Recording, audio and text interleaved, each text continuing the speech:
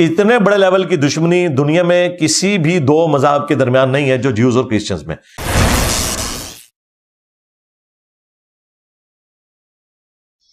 اب بیت المقدس ایک ایسی جگہ ہے، یروشلم، ایلیا، جو تینوں ابراہیمک ریلیجن جو ہیں، آسمانی مذاہب کے ماننے والے لوگ، ان کے لیے ایک کامن حرم کی جگہ ہے، چاہے وہ جیوز ہوں، کرسچنز ہوں یا مسلمز ہوں، تینوں کے لیے وہ حرم ہے.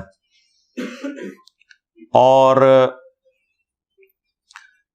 جب نبی صلی اللہ علیہ وآلہ وسلم کی پیدائش ہوئی اس وقت آلموسٹ 500 سال ہو چکے ہوئے تھے ہیکل سلیمانی کو گرے ہوئے، کیونکہ 70 AD کے اندر 70 عیسوی میں نبی علیہ السلام کی پیدائش سے 500 سال پہلے ٹائٹس جو رومن ایک جنرل تھا، اس نے حملہ کیا تھا یروشلم کے اوپر. اور اس وقت تو ظاہر ہے وہ بت پرست جنرل تھا، اور انہوں نے یہودیوں کو قتل کیا. کوئی 1.25 لاکھ کے قریب یہودی قتل ہوئے. اتنوں کوئی وہ قید کر کے لے گیا اور ہیکل سلیمانی برباد کر دیا. اس کی صرف ایک دیوار بچی ہے جسے ویلنگ وال کہتے ہیں، دیوار گریا، وہ جس کے سامنے یہودی جو ہے وہ اس طرح کر کے تورات پڑھ رہے ہوتے ہیں، وہ ایک دیوار وہ باقیات ہے ہیکل سلیمانی کی. اور یہ سلسلہ اسی طریقے سے ان کا رہا. پھر ڈائسپورا شروع ہو گیا، ان کا انتشار پوری دنیا میں پھیل گئے. ظاہر ہے وہاں سے تو وہ نکال دیے گئے. نبی صلی اللہ علیہ وآلہ وسلم کا دنیا میں آنا یہودیوں کے لیے بھی رحمت ثابت ہوا. آپ علیہ السلام کی مبارک دعوت کی برکت سے جب اسلام نے عروج پکڑا اور سیدنا عمر کے دور میں یروشلم فتح ہوا ایک پیس ٹریٹی کے تھرو، اس وقت یروشلم پہ حکومت تھی کرسچنز کی. جب ہیکل سلیمانی توڑا گیا اس وقت حکومت تھی رومن امپائر کی، جو کہ بت پرست تھے. لیکن وہ بیچ میں ایک ان کا ایمپرر آیا، کانسٹنٹائن II، جس کے نام کے اوپر قسطنطنیہ شہر ہے. اس نے کرسچینٹی اڈاپٹ کر لی. یہ آلموسٹ آپ سمجھ لیں نبی صلی اللہ علیہ وآلہ وسلم کی پیدائش سے 200-250 سال پہلے کی بات ہے. تو اس کی وجہ سے پوری کی پوری جو رومن امپائر ہے وہ کرسچینٹی میں کنورٹ ہوگی، کیونکہ اس وقت بادشاہ کا دین ہی رعایا کا دین ہوتا تھا. اب کرسچنز نے یہ شرط لگائی سیدنا عمر کو کہ ہم آپ کے حوالے کرتے ہیں یہ سٹی بغیر جنگ کے، کیونکہ انہیں اندازہ ہو گیا تھا مسلمانوں کا مقابلہ نہیں کر سکتے، لیکن ہماری شرط یہ ہے کہ یہودیوں کو آپ نے یہاں نہیں آنے دینا. اس کی وجہ کیا تھی؟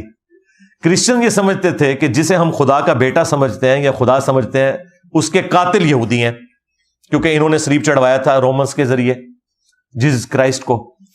اور یہودی جو ہے وہ جیزس کرائسٹ کو نعوذ باللہ آؤٹ آف ویڈ لاک کہتے تھے. ٹھیک ہے، اب یہ زمین و آسمان کا فرق ہے. اتنے بڑے لیول کی دشمنی دنیا میں کسی بھی دو مذاہب کے درمیان نہیں ہے جو جیوز اور کرسچنز میں. یہ آج کی بات میں نہیں کر رہا، یہ آج صورتحال کیوں بدلی ہے میں بعد میں بتاتا ہوں. زمین و آسمان کا فرق کہ ایک مذہب کے ماننے والے اسے خدا کا بیٹا کہہ رہے ہیں اور خدا کہہ رہے ہیں. پروٹیسٹنٹ جو ہے وہ خدا کہتے ہیں اور کیتھولک خدا کا بیٹا کہتے ہیں، اور دوسرے کہہ رہے ہیں کہ اس کی اصل میں خطا ہے یا آؤٹ آف ویڈ لاک پیدا ہوا ہے، نعوذ باللہ من ذالک. تو ان دونوں کا تو آپس میں ملاپ ہو ہی نہیں سکتا تھا. کرسچنز نے کہا کہ جیوز یہاں نہیں گھسیں گے، یہ ہمارے جیزس کرائسٹ کے قاتل ہیں. تو یہ بات تو ان کی نہیں مانی گئی. البتہ ایک بات سیدنا عمر نے مان لی کہ ٹھیک ہے ہم انہیں یہاں آباد نہیں ہونے دیں گے، صرف وزٹ کریں، انٹرنیشنل سٹی سے ڈکلیئر کر دیں گے. کرسچنز بھی آئیں، جیوز بھی آئیں، مسلمان اوورال اسے دیکھیں گے. لیکن چونکہ یہ تینوں مذاہب کے لیے ایک ریسپیکٹیبل جگہ ہے، لہٰذا تینوں مذاہب کے ماننے والے لوگ زیارت کے لیے اپنے حرم میں آ سکتے ہیں. اور پھر اس وقت سے لے کر 20ویں صدی کے آغاز تک، سلطنت عثمانیہ کے ٹوٹنے تک، یروشلم، بیت المقدس یہ مسلمانوں کے قبضے میں رہا ہے. بیچ میں ایک دفعہ صلیبیوں نے لیا تھا، اور وہ پھر سلطان صلاح الدین ایوبی رحمہ اللہ تعالیٰ نے ان سے واپس لے لیا. بس وہ ایک ایکٹیویٹی پرفارم ہوئی، اوورال مسلمانوں کی حکومت رہی اور بالکل معاملات بڑے اچھے چل رہے تھے. لیکن جب سلطنت عثمانیہ کمزور ہونی شروع ہوئی، اس وقت یورپ نے کافی، یعنی گریٹ برٹن نے اس وقت زور لگایا. دنیا کی سپر پاور تو وہی تھے اس وقت.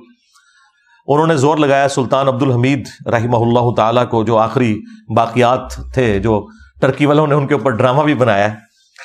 تو خیر انہوں نے تو بہت زیادہ ایگزیجریٹ کر کے اسے پتہ نہیں کیا کتنا بڑا بزرگ بنا کے پیش کیا ہے. اتنی بھی بات نہیں تھی, لیکن بہرحال مسلمانوں کے مفادات کے پوائنٹ آف ویو سے اس بندے کی بہت بڑی کنٹریبیوشن ہے.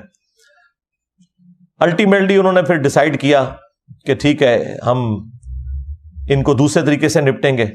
وہ پھر اللہ کی طرف سے کوئی حالات ایسے بنے, ورلڈ وار 1 شروع ہو گئی اور اس میں جرمنی کا ساتھ دیا سلطنت عثمانیہ نے, اور یہ پارٹی جو ہے وہ جنگ ہار گئی. فاتحین دوسری طرف تھے, گریٹ برٹن اور ان کے الائز سارے. تو انہوں نے جنگ کے دوران ہی فتح پانے کے لیے عربیوں کے ساتھ یہ وعدہ کیا کہ تمہیں ہم اجمیوں کی غلامی سے آزاد دیں گے اور یہ علیحدہ سے ایک حکومت تمہاری قائم کریں گے. دوسری طرف انہوں نے یہودیوں سے وعدہ کیا کہ تمہیں ہم بیت المقدس میں آنے کی اجازت دے دیں گے. خیر دونوں کے ساتھ ہی وعدہ خلافی کی. بہرحال یہودی اسٹرانگ تھے جو کہ فائنینشلی انہوں نے پھر زور لگایا. تو 1917-18 کے اندر بالفورڈ ڈکلیریشن ہوگی. بالفورڈ ایک شخص تھا جو ان کی طرف سے نمائندہ بن کے گیا, اور ایک ٹریٹی سائن ہو گیا جس میں یہودیوں کو اجازت مل گئی کہ وہ دنیا میں کہیں بھی ہے نا, وہ یروشلم آ کے آباد ہو سکتے ہیں. اس وقت تک آپ سمجھ لیں آلموسٹ 90% کے قریب مسلمان ہی وہاں رہتے تھے, اور اتنے % علاقہ مسلمانوں کے پاس ہی تھا, وہ فلسطین کی وہ ریاست. بس پھر وہاں سے ایک سلسلہ شروع ہوا, کرتے کرتے جب پوری دنیا سے یہودی آ گئے. اس وقت آلموسٹ آپ سمجھ لیں 90 لاکھ 1 کروڑ کے قریب ہیں, 10 ملین کے قریب یہودی اسرائیل کے اندر. یہ پوری دنیا سے آئے ہوئے ہیں, کیونکہ ان کے لیے ایک مذہبی مقام تھا. یہاں پہ بھی اگر ویزا کھل جائے تو سارے مکہ مدینہ جانے کے لیے تیار نہیں ہو جائیں گے. تو یہی ان کے لیے وہ سارا معاملہ تھا. وہ آگے اور وہاں پہ انہوں نے ظاہر ہے جب وہ آئے تھے تو انہوں نے زمینیں خریدنی تھی, اور جب انہوں نے زمینیں خریدنی تھی تو جن کے پاس آلریڈی وہاں پہ پلاٹ تھے انہوں نے ہی بیچنے تھے, ظاہر ہے. تو یہ ایک نیچرل پروسیس تھا, یہ کچھ سازش نہیں ہو گئی تھی. ظاہر ہے جب وہ یہ سب کچھ ڈکلیئر ہو گیا, جب ہم محکوم ہو گئے اور ان کا غلبہ ہو گیا ہمارے اوپر, اس اعتبار سے کہ انہوں نے اپنی مرضی کے فیصلے منوائے, تو یہی کچھ ہی ہونا تھا. 1948 کے اندر پھر اسرائیل کی سرحدیں کتنی وسیع ہوئی. پھر اصل جو جھٹکا مسلمانوں کو لگا وہ 1967 میں جو 6 دن کی جنگ ہوئی تھی عرب ورسز اسرائیل, جس میں اکیلے اسرائیل نے سارے عرب ملکوں کو شکست دی. اس کے بعد پھر اس نے اپنی دھاک بٹھا لی, ایسی بٹھائی کہ آج تھوڑا سا علاقہ فلسطینیوں کے پاس ہے. کچھ علاقے تو وہ ٹوٹی پوٹی فارم میں بالکل سینٹر میں اسرائیل کے مسلمانوں کے پاس ہے, اور ایک کارنر پہ یہ غزہ کی پٹی ہے جس کے ایک طرف میڈیٹرینین سی ہے, ایک طرف ایجپٹ ہے, اور باقی جو 2 بڑی والی سائڈ ہے جو لینتھ والی وہ ساری اسرائیلی ہے, اور انہوں نے باقاعدہ باڑ لگائی ہوئی ہے. کسی کو وہاں سے یہاں آنے کی اجازت نہیں, اور جو مسلمان باقی رشتہ دار ہیں وہ دوسری طرف آباد ہیں, وہ اس باڑ کو کراس بھی نہیں کر سکتے, پھر بیچ میں اسرائیل ہے, لہٰذا ان کی آپس میں وہ اس طریقے سے جدائیاں ہوگی, اور یہ سارے معاملات اس طریقے سے چل رہے ہیں. اور اس میں عرب ملک ظاہر ہے کہ دنیا پرست ہیں تو نہیں مقابلہ کر سکے. اور آج تو اسرائیل خیر آپ سمجھ لیں انڈکلیئرڈ نیوکلیئر پاور بھی ہے. دنیا میں جو 7 نیوکلیئر پاورز ہیں ان میں سے ایک ہے وہ, 8 بلکہ کہہ لیں, انڈیا پاکستان کو ملا کے 7 اور 5 جو ویٹو کرنے والے ممبرانز ہیں, اور 8واں اسرائیل ہے. F-16 بھی ان کے پاس موجود ہیں. وہ F-16 جو انڈیا کے پاس نہیں ہے لیکن اسرائیل کے پاس ہیں, اب وہ اس کے ذریعے انہوں نے بمباری کا سارا سلسلہ شروع کیا ہوا ہے. تو ہم تو صرف اپنے بڑوں کو جھنجھوڑ سکتے ہیں کہ جو اپنی ایفرٹ پٹ کر سکتے ہیں وہ کریں. اب وہ کیا کرنا ہے وہ ہم نے نہیں ان کو بتانا, ان کو ہم سے بہتر پتا ہے کہ کیا انہوں نے کرنا ہے.